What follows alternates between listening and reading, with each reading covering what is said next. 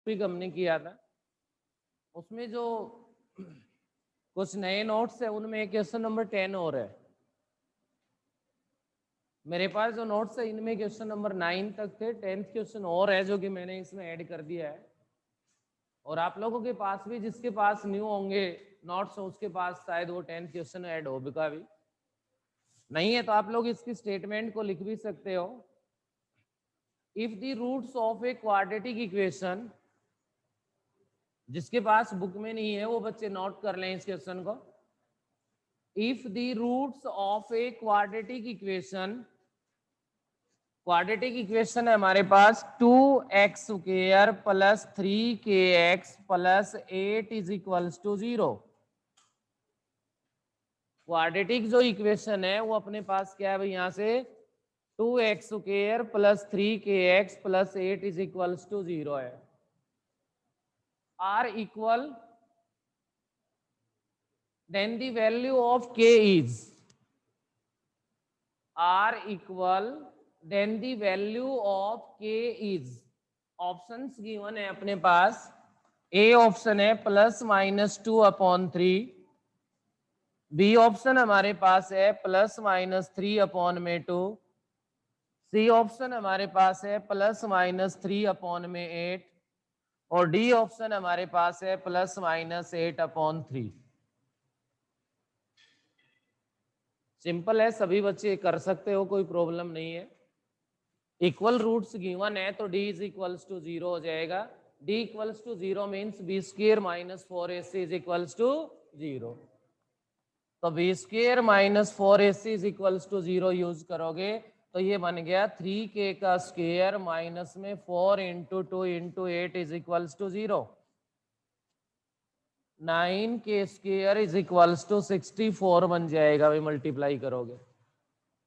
k² is equals to 64/9, taking square root on a both side. Square root apply कर दोगे तो k is equals to +-8/3 आ जाएगा। तो k is equals to +-8/3, D का जो ऑप्शन है वो करेक्ट है। फिफ्थ चैप्टर स्टार्ट करने से पहले आपके जो 2 क्वेश्चंस कल 34 और 35 कह रहे थे, एक बार मैं उन पे डिस्कस कर रहा हूं। उनमें आपसे ये कह रहा है 34th क्वेश्चन में, out of a number of सारस bird 1/4 of the number are moving about in lotus. इस स्टेटमेंट में कंप्लीट में जैसे कल एक बच्चा कह रहा था कि इसमें हम x² क्यों ले रहे हैं, x² लेने से इसकी जो कैलकुलेशन है वो इजी बन जाती है बेटा। उसका रीजन क्या है, क्योंकि इसमें लिखा हुआ है हमारे पास 7 times the square root of the number. अगर आप total number of birds x लेके चलोगे तो 7 √x यूज करना पड़ेगा, और √x लोगे तो आगे चल के स्क्वेयरिंग ऑन बोथ साइड करना पड़ेगा, तब जाके वो सोल्व हो पाएगा। x² लेने से यहाँ पे बेनिफिट क्या है ध्यान दीजिए। फर्स्ट में तो ये कह रहा है इसमें आउट ऑफ नंबर ऑफ सारस bird 1/4 of the number are moving about in lots. 1/4 कह रहा है, टोटल को x² ले रहे हो तो x²/4 बन गया। अब नेक्स्ट आपके पास कह रहा है 1/9 along with 1/4 as well as 7 times the square root of the number move on a hill। तो 1/9 का मतलब है कि x²/9 plus x²/4 plus 7 times of square root of the total number. तो यहाँ स्क्वायर रूट ऑफ x² आ गया हमारे पास। 56 bird remain in vakula trees plus 56 is equals to total number of birds x² लेने से केवल और केवल इस स्टेप पे आपको बेनिफिट हो गया। और यहां से अगर हम लोग ऐसा करते हैं, क्या वो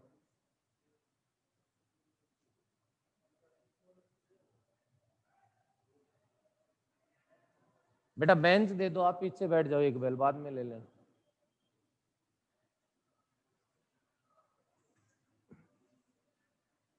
ये तो चल रहा है ना अपने वाला। तो यहां से अपने पास क्या बना बेटे, एलसीएम लोगे तो इनका क्या बन गया 36, क्या बनेगा आपके पास 9x square plus 4x square plus में 9x स्क्वायर। पहले केवल मैंने इन्हीं का एलसीएम ले लिया, प्लस में 7x हो गया प्लस 56 है is equals to x square है। इनको ऐड करोगे तो क्या हो गया 22x स्क्वायर अपॉन में 36 plus 7x plus 56 is equals to x square. क्यों नहीं इसको थोड़ा सा कम कर लें, कंप्लीट का एलसीएम तो लेना पड़ेगा भाई। अरे एलसीएम तो कंप्लीट का ही लेना पड़ेगा हमें। तो इसके लिए 11 अपॉन में 18 बन गया, 18 है वो आप इस कंप्लीट का एलसीएम ले लो तो 11x स्क्वायर प्लस 18 इंटू 7 क्या बना 126x plus 56 into 18 1008 is equals to x square. ये बन गया 11x square plus 126x plus में 1008 इज इक्वल्स टू 18x स्क्वायर। 18x स्क्वायर को लेफ्ट में ले आओगे तो -7x square plus 126x plus में 1008 इज इक्वल्स टू 0। क्या 7 से डिवाइड हो रहे हैं? चेक करो एक बार, सभी हो जाएंगे। तो -7 से डिवाइड कर दो, फिर एक्स स्क्वायर माइनस 126 को 7 से डिवाइड करोगे 18x बन गया माइनस 1008 को 144 इज इक्वल्स टू 0। और यहां से आप इसके फैक्टर्स करोगे तब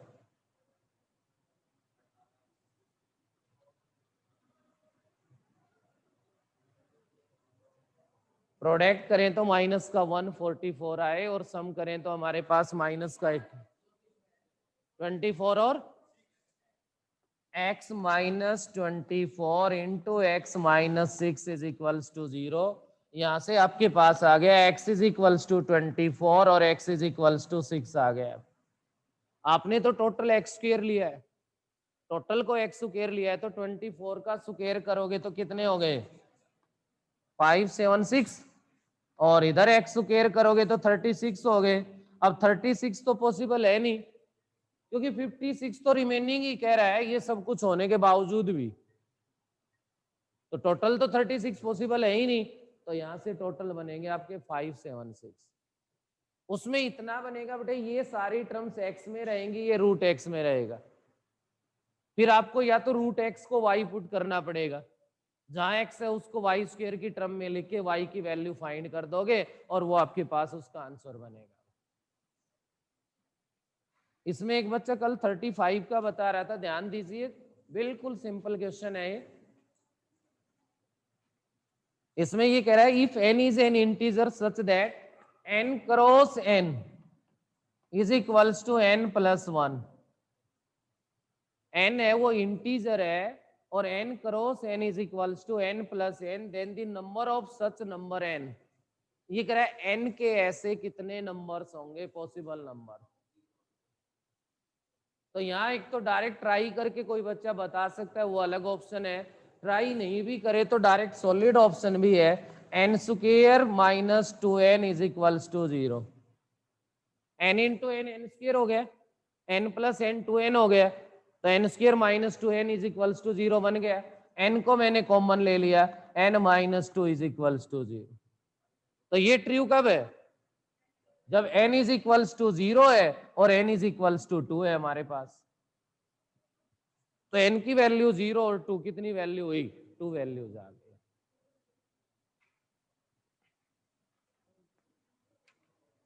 भाई एक तो क्योंकि इनकी जो एक्सरसाइज 1 वगैरह है इस पे ज्यादा जो डिस्कस होने की बात है, वो आपके लिए जो टाइम है वो कब कैसे मिलेगा, क्योंकि नेक्स्ट वीक है वो कंप्लीट ऐसा ही है। क्यों?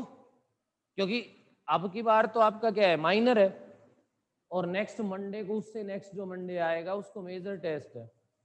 और उस मेजर टेस्ट में कितने 6 चैप्टर्स हैं?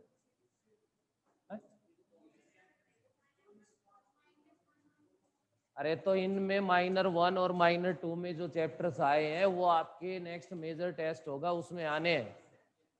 तो एक्सरसाइज 2 तो हमने सभी की कर ही लेंगे, उसके बाद अगले वीक के अंदर एक्सरसाइज 1 में इनमें डाउट जो भी होगा चैप्टर वाइज वो ले लेंगे।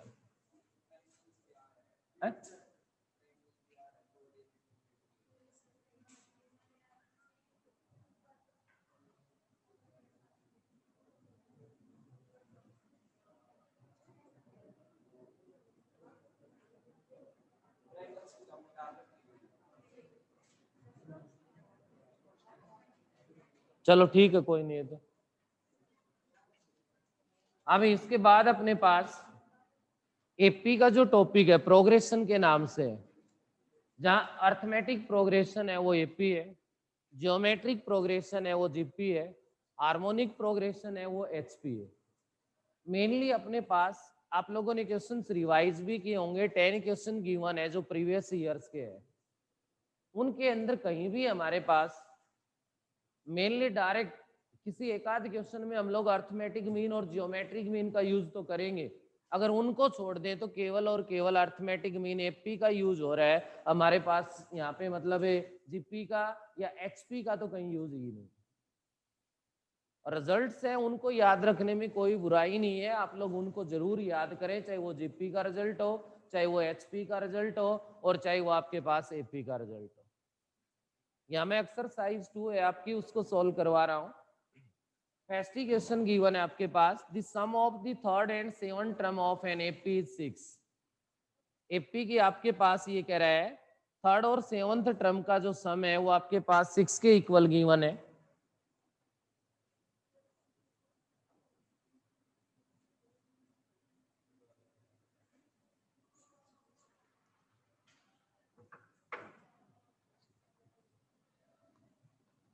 थर्ड और सिक्स्थ जो टर्म है एपी की उसका सम हमारे पास 6 के इक्वल गिवन है, और इनका जो प्रोडक्ट है वो आपके पास थर्ड और एट्थ टर्म का ही वो आपके पास 8 के equal given. Common difference D की जो वैल्यू है वो हमें फाइंड करनी। तो क्या करेंगे इसके लिए, third term means A plus 2d। Satish Kumar math.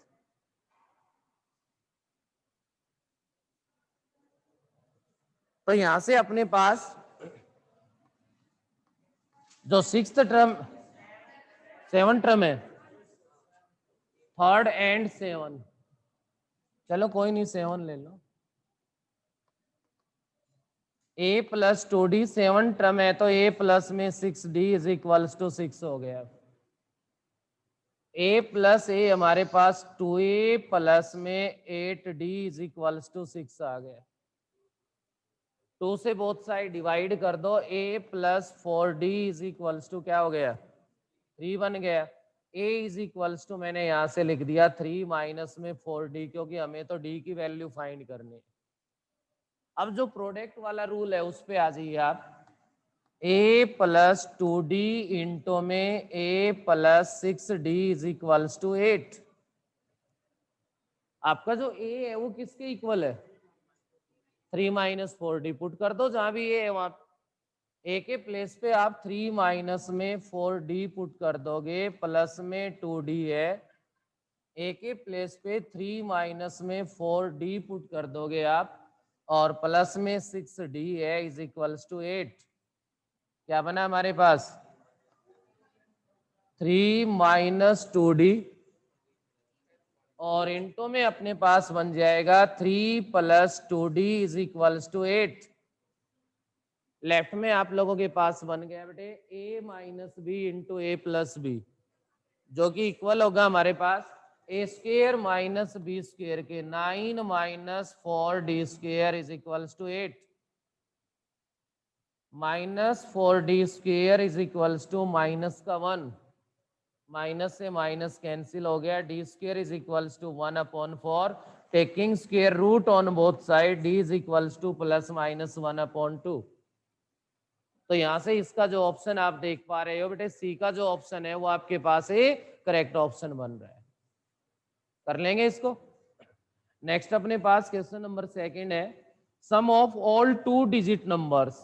सबसे पहले 2 डिजिट नंबर के बारे में जानते हैं सभी, 10 to 99, ये तो ऑल 2 डिजिट नंबर हो गए। उसके बाद ये कंडीशन क्या कह रहा है उस पर ध्यान दीजिए, each of which leave remainder 3 when divided by 5, 5 से डिवाइड करें तो रिमाइंडर 3 आना चाहिए। तो ये तो क्लियर है कि 5 से डिवाइड करके रिमाइंडर 3 आएगा, रिमाइंडर 2 आए, रिमाइंडर 1 आए, रिमाइंडर 0 आए, सब में डिफरेंस तो 5 का रहेगा। क्लियर है ना? तो 5 से डिवाइड करोगे तो रिमाइंडर 3 कहां से स्टार्ट हो रहा है? 13 से स्टार्ट हो रहा है। 13, 18, तो 2 डिजिट नंबर में लास्ट नंबर क्या बनेगा? 98 बनेगा भाई। क्लियर है? विच फॉर्म एन एपी, सब में इक्वल डिफरेंस आ रहा है, 5 का तो क्या बना रही है? एपी। और इस एपी के अकॉर्डिंग फर्स्ट टर्म है वो आपके पास है 13, और डी की वैल्यू फाइंड करूं तो a2 माइनस a1 5 आ गए। यहां से अब नंबर ऑफ टर्म बताने के लिए an इज इक्वल्स टू 98 हो गया। nth टर्म है वो किसके इक्वल आ गई? 98 के इक्वल आ गई।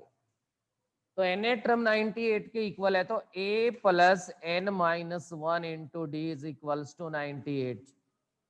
ए की वैल्यू पुट कर दे तो ए की वैल्यू 13 है, plus n minus 1 into D की वैल्यू 5 है, is equals to 98। n minus 1 into 5 is equals to 98 minus 13, 85 को 5 से डिवाइड कर दें तो 17, और 17 में 1 ऐड कर दे तो n इज इक्वल्स टू 18 आ गया। क्या फाइंड करवा? इनका सम फाइंड करवा रहे हैं ना।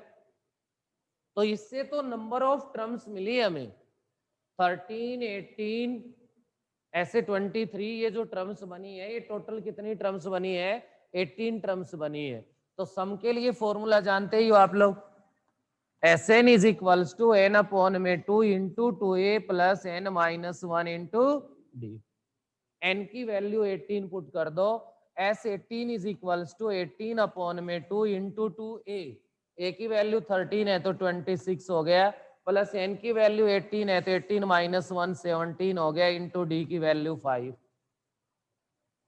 2 से डिवाइड कर दिया तो ये तो 9 बन गया, 9 इंटू में 26 प्लस में 85, 85 प्लस 26, तो 9 इंटू में 111 is equals to 999।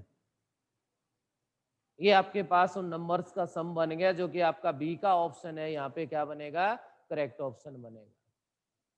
First second दोनों क्वेश्चन कर सकते हैं सभी।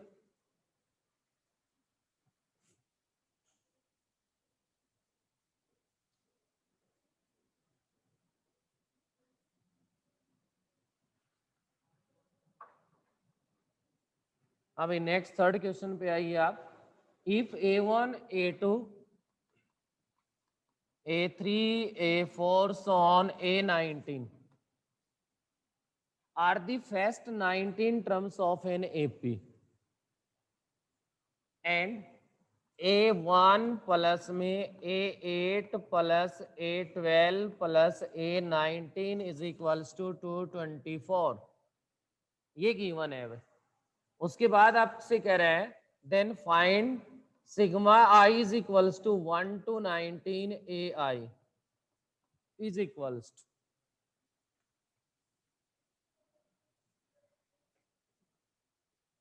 यहाँ पे हमारे पास इसका मीनिंग क्या है भाई? किसके अंडर जितने भी टर्म्स है उन सब का सम है ना। आई की वैल्यू 1 to 19 लेनी है आपको, तो मेन यहां से फाइंड करवा रही है आपसे a1 plus a2 plus a3 plus on plus a19।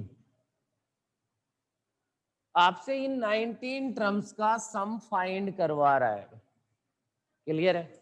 अब सम फाइंड करने के लिए अपने पास 2 ऑप्शंस, ए और डी की वैल्यू हो। 19 टर्म्स कह रहा है तो एन की वैल्यू तो 19 है ही हमारे पास। ए और डी हो, अगर ए और डी नहीं है तो सेकंड ऑप्शन अपने पास ये भी है कि S N is equals to N upon में 2 इंटू में a1 प्लस an का यूज करके भी फाइंड कर सकते हैं हम लोग।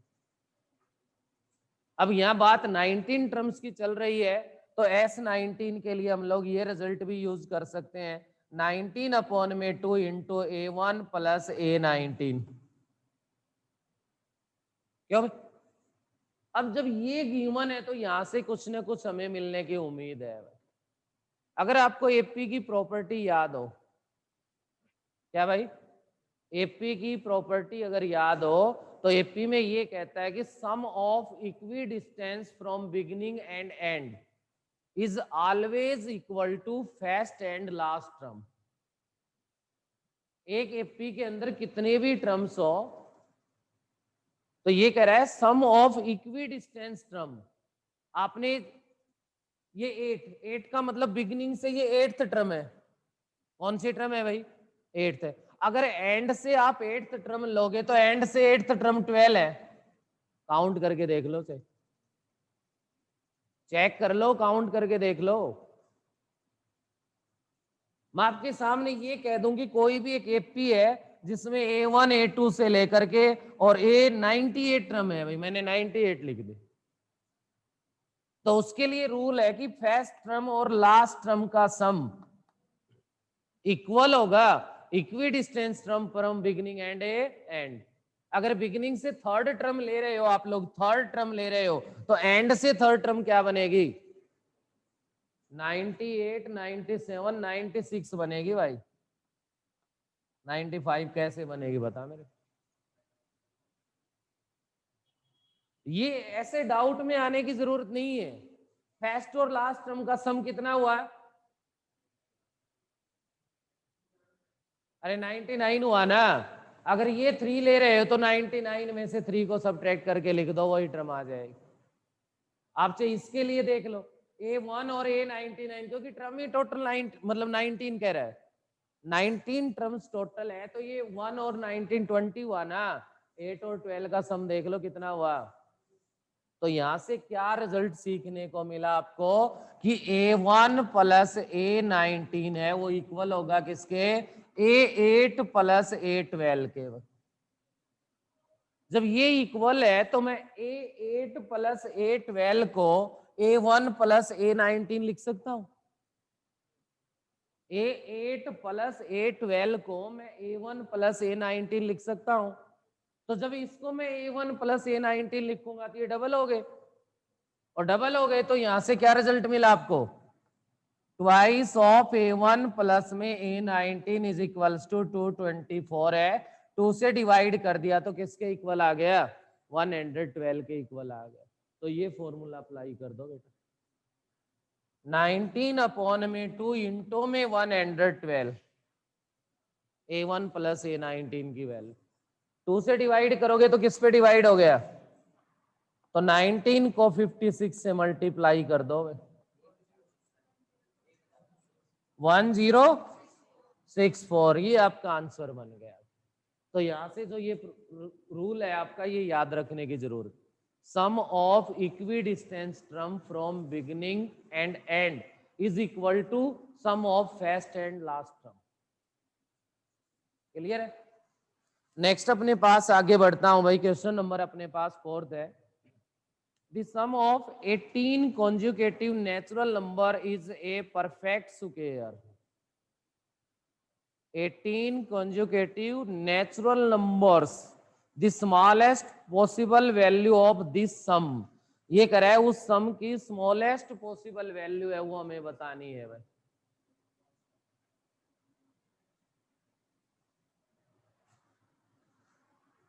तो यहां से ध्यान दोगे 18 कॉन्जुगेटिव, फर्स्ट को x ले लिया तो सेकंड आपका x प्लस 1 हो गया, x प्लस में 3 हो गया, ऐसे करके 18 लोगे तो x प्लस 17 होगा भाई।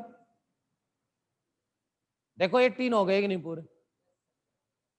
अरे x प्लस 1 से तो सेकंड नंबर स्टार्ट हो रहा है, कभी कोई 17 सोच रहा हो? पहले वाला x प्लस 0 है, तो x प्लस 17 से 18 नंबर्स हो गए। ये कह रहा है कि इनका जो सम है ना वो परफेक्ट स्क्वायर है। इनका सम है वो क्या है? परफेक्ट स्क्वायर है। तो आपके पास ये बना x plus 1 plus x plus 3 plus on plus x plus 17 is equals to perfect square कह रहा है, मैंने उसको y स्क्वायर लिख दिया। कुछ भी लिख सकते हैं। पी स्क्वायर लिख दो, के स्क्वायर लिख दो, क्यू स्क्वायर लिख दो, मैंने वाई स्क्वायर लिख दिया उसको। लेफ्ट हैंड साइड को सोल्व करना है एक बार। एक्स कितनी बार ऐड हुआ, तो 18 तो एक्स बन गया हमारे पास। उसके बाद नेक्स्ट आप देख पा रहे हो 1 प्लस में एक्स प्लस 2 आएगा भाई, x, x plus 1, x plus 2, x plus 3, x plus 4, ऐसे कंटिन्यू लेना है हमें तो एक्स प्लस 1, एक्स प्लस 2, फिर एक्स प्लस 3, ऐसे। तो 1 प्लस 2 प्लस 3 प्लस 17। अब जब आप एपी का टॉपिक कर ही रहे हो या प्रोग्रेशन का टॉपिक कर रहे हो, तो आप लोगों ने इसमें रिजल्ट भी पढ़ा होगा कि सिग्मा एन है। सिग्मा एन का मतलब फर्स्ट एन नेचुरल नंबर्स का जो सम है हमारे पास। क्या भाई, फर्स्ट एन नेचुरल नंबर्स का जो सम है हमारे पास, वो इक्वल होता है किसके, एन इंटू एन प्लस 1/2 के। किसके इक्वल होता है भाई, एन इंटू एन प्लस 1/2 के इक्वल होता है। क्लियर है। और ऐसा अगर हमारे पास है तो उसके अकॉर्डिंग क्या करेंगे, आपको तो 17 का ही तो बताना है, एन के प्लेस पे 17 रख दो। 17 इंटू 18/2, 2 से डिवाइड कर दिया 9 पे, 17 9 जा 1, 153 is equals to Y square. इधर से क्या कॉमन आ रहा है,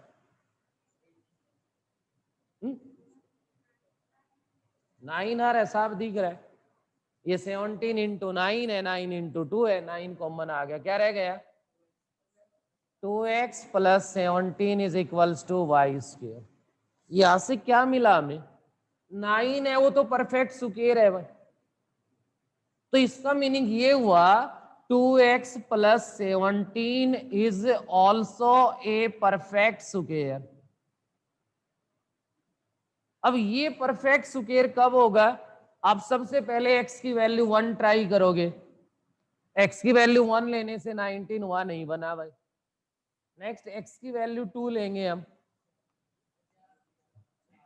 तो x की वैल्यू 4 लोगे, अपने आप बता दिया ना आपने, 4 लेने से क्या बना, तो मिनिमम पे बात चल रही है अपनी, तो मिनिमम पे बात चल रही है, तो x की वैल्यू कितनी हो गई, 4 हो गई। तो 18 कॉन्जुगेटिव नेचुरल नंबर्स क्या बने तुम्हारे, 4 5 6 7 8 और सो ऑन, ये लास्ट बनेगा 21। इस पे आ जाओ, ये 4 है तो लास्ट वाला 4 प्लस 17 कितना बनना है, 21। अब इनका सम कर दो आप, इनका सम करोगे तो ये एपी बना रहे हैं, 1 का डिफरेंस है इनमें। ए की वैल्यू 4 है, डी की वैल्यू 1 है, तो आपके पास यहां से एन की वैल्यू है वो 18 है। तो सम करोगे तो S N is equals to 18 upon में 2 इंटू में, डी का भी यूज नहीं करना चाहते तो फर्स्ट टर्म प्लस में लास्ट टर्म ले लो, 2 से 9 बन गया और 9 इंटू में 25 बन गया, तो ये बन गया 225। तो वो स्मॉलेस्ट जो परफेक्ट स्क्वायर जो सम बनेगा, जो वाई स्क्वायर आपने लिया है, वो आ गया 225। काफी अच्छा क्वेश्चन है, पेपर में आए ना आए, कुछ हो ना हो, लेकिन कुछ सीखने को मिल रहा है इससे। कर लेंगे। ये था अपना क्वेश्चन नंबर 4।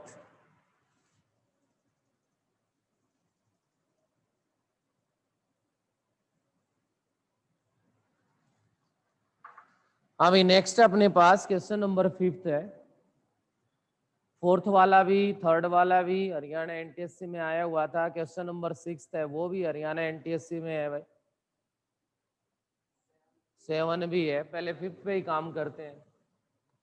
1/1 प्लस 1 का स्क्वायर प्लस 1 की पावर 4, 2/1 प्लस 2 का स्क्वायर प्लस 2 की पावर 4, 3/1 में 1 प्लस 3 का स्क्वायर प्लस 3 की पावर 4, प्लस ऑन 99 में 1 प्लस 99 का स्क्वायर प्लस 99 की पावर 4।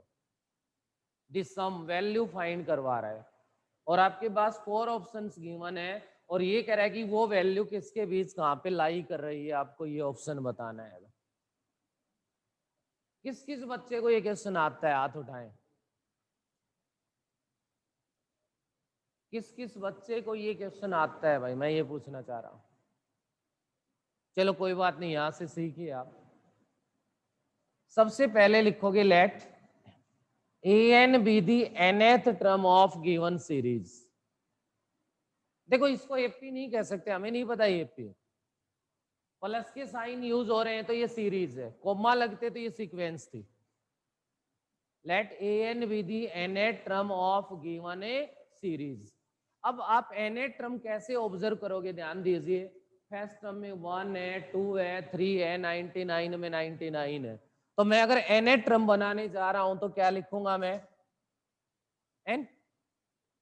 अरे n बनेगा न्यूमरेटर में, डिनोमिनेटर में ऑब्जर्व करो, सभी में 1 + 1 + 1 + 1 + 1, तो nth टर्म में भी 1 ही आना है।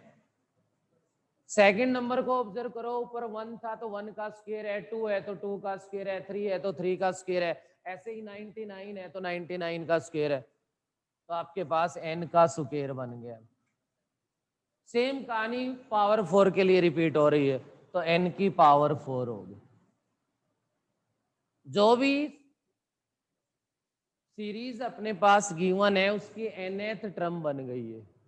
हमें तो सम फाइंड करना है। सम फाइंड करने का मीनिंग क्या होता है, अगर आप एक एपी की भी बात करते हो, अभी थोड़ी देर पहले लिख भी रहे थे, sigma A I I is equals to 1 2 जो भी था 1924 जितना भी था उतना, उन सभी टर्म्स का सम ही तो था।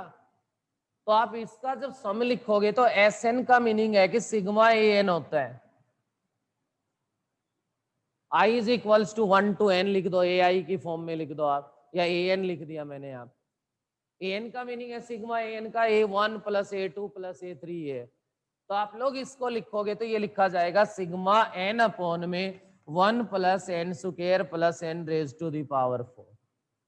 अब इस क्वेश्चन को थोड़ा सा इजी बनाने के लिए, इसको सॉल्व करने के लिए, आपने ध्यान होगा अभी आपका माइनर हुआ था, उसमें क्वेश्चन आया था ऐसे ही पावर 8 तक था वो शायद, हमने उसके फैक्टर्स किए थे, 3 फैक्टर्स किए थे। वो प्लस की टर्म्स में था, एक माइनस वाला सेपरेट करके दोबारा प्लस का आया था, उसके भी हमने फिर से फैक्टर कर दिए। सेम वही काम यहां करने जा रहे हैं। कैसे करेंगे ध्यान दीजिए। n अपॉन में आपके पास n raise to the power 4 है, n स्क्वायर का स्क्वायर लिख सकते हो आप। प्लस में आपके पास यहाँ पे 1 है, इसको 1 का स्क्वायर लिख सकते हैं। इसको n स्क्वायर + 1 का होल स्क्वायर बनाने के लिए प्लस में 2n स्क्वायर चाहिए हमें, क्यों जी। तो हमने 2n स्क्वायर इसमें से सब्ट्रैक्ट कर दिया, प्लस का n square as it is लिख दिया। यहां से मैं इसको लिख सकता हूं सिग्मा n अपॉन में n स्क्वायर + 1 का होल स्क्वायर और माइनस का n स्क्वायर आ गया भाई यहां से। तो उस n स्क्वायर को मैंने n का स्क्वायर लिख दिया। डिनोमिनेटर में बन गया a स्क्वायर - b स्क्वायर, तो ये बना सिग्मा n अपॉन में n + 1 माइनस n हो गया a - b n स्क्वायर, और n स्क्वायर + 1 + n हो गया a + b। कर सकते हो। अब होता है हम लोग आगे +2 में जाके सीखते हैं, एक पार्शियल फ्रैक्शन का टॉपिक होता है बेटे। यहाँ पे हम लोग यूज हो रहा है उसको डायरेक्ट यूज कर देते हैं। उस मेथड की हेल्प से इसको हम क्या लिख सकते हैं, ध्यान दीजिए। सिग्मा, मैं इसको 1 अपॉन में n square + 1 minus n minus 1 upon में n स्क्वायर + 1 + n की फॉर्म में लिखना चाह रहा हूं। एक बार वापिस एलसीएम लेके चेक करना क्या ये सही है, कुछ और आना चाहिए। आप वापिस एलसीएम लोगे तो ध्यान दीजिए, यहां तो आएगा n स्क्वायर + 1 + n, माइनस से मल्टीप्लाई होके यहाँ आएगा -n स्क्वायर माइनस का 1 और प्लस का n। क्यों? तो इससे क्या हुआ, ये कैंसिल, कितना हुआ, और अपने पास क्वेश्चन में कितना था यहाँ पर n तो था, n तो सही आया है, क्या और आना चाहिए, मतलब ये 2 कब हटेगा? माइनस नहीं, जब 1/2 होगा। 2n मल्टीप्लाई में आ रहा है, प्लस नहीं हो रहा है, माइनस करोगे आप। तो इसके साथ 1/2 और लगा दो आप। अब सॉल्व करोगे तो वापिस यही बनेगा ना। तो जब सॉल्व करके अगर टर्म वही बन रही है तो उसको उस फॉर्म में हम लोग यूज कर सकते हैं या नहीं। ऐसा करने से क्या बेनिफिट होगा, ध्यान दीजिए। ऐसे सिग्मा के साथ कोई भी कांस्टेंट अगर मल्टीप्लाई में हो उसको आप इससे बाहर ले सकते हो, और बाहर ले सकते हो तो ये 1/2 है, इसको आप लोग यहां लिख सकते हो। क्लियर है? अब मैं आपसे ये कहूं कि n की वैल्यू 1 पुट कर दो, क्या कर दो? 1। तो a1 फर्स्ट टर्म कहलाएगी आपकी, क्या बनेगी? 1/2 इंटू में n की वैल्यू 1 पुट करना भाई, 1/1 1 ही आ गया। n की वैल्यू 1 पुट करना, यहाँ 1/3 आ गया। मैं ये कह दूं कि n की वैल्यू 2 पुट कर दो, बाहर वाला 1/2 तो रहेगा ही रहेगा, करना 2 पुट क्या आएगा? 1/3 आ गया। माइनस में 1/7 आ गया। मैं आपसे कह दो बेटा 3 पुट कर दो, 1/7 माइनस में क्या भाई? 1/13 सॉन। और लास्ट में चल के आप लोग यहाँ पे पुट करोगे, क्योंकि आपको तो 99 टर्म तक जाना है, आपको एन टर्म का सम नहीं बताना, आपको तो 99 टर्म्स का सम बताना है। तो 99 पुट करोगे तो 1/2 इंटू में एन के प्लेस पे 99 पुट करके बताओ क्या है।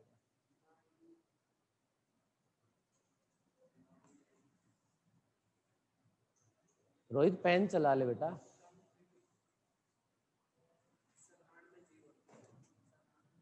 9703 माइनस 1/9901। मतलब ये कैलकुलेशन करते वक्त आप लोगों को ये बैक क्यों हो रहा है? पिछले 6-7 महीने मेरे हिसाब से ऐसी रूटीन आपने खराब कर ली है। या तो किसी के पास कैलकुलेटर होगा, नहीं है तो फोन में तो कैलकुलेटर है ही, जहां भी जरूरत पड़ी है तो तुरंत से वहां से सोल्व कर लिया, आ गया। बेटा ये तो करना पड़ेगा। अब ऐसा लिखने के बाद यहां से ध्यान दीजिए, मैं आपसे ये कहूंगा एडिंग वर्टिकली, वर्टिकली ऐड कर रहे हैं हम लोग। तो वर्टिकली ऐड करें तो ध्यान दो, ईच टर्म के बाद 1/2 है ना। उसके बाद देखिए इसकी सेकंड टर्म, इसकी फर्स्ट टर्म, इसकी सेकंड टर्म, इसकी फर्स्ट टर्म करते करते लास्ट में इस फर्स्ट टर्म को ले जाएगा। बचेगा क्या आपके पास? यहां से 99 टर्म्स का जो सम बनेगा वो 1/2 इंटू 1 माइनस 1/9901 आ जाएगा भाई। और यहां से एलसीएम ले लिया तो 1/2 इंटू में 9900, यही बनेगा एलसीएम लेने के बाद, डिवाइड बाई 9901। तो इसको 2 से डिवाइड कर दो भाई,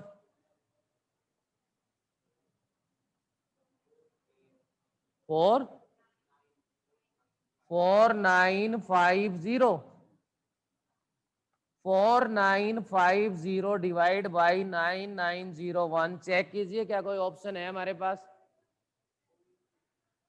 क्या भाई? अच्छा डेसिमल में, अभी इसको और डिवाइड करना पड़ेगा भाई। क्या करना पड़ेगा? डिवाइड।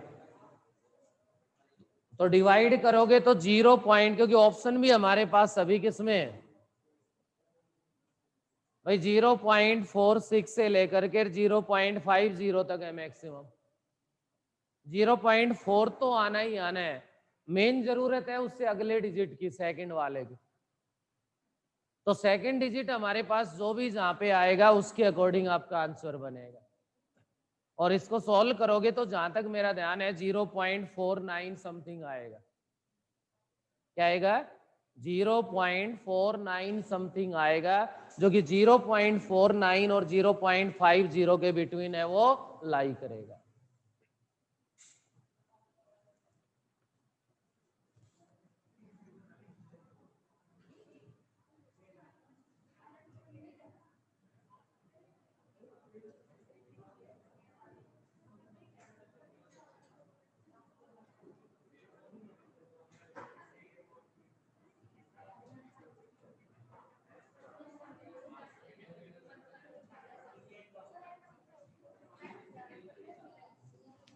क्या बात, रुकेगी नहीं भाई इसके अंदर?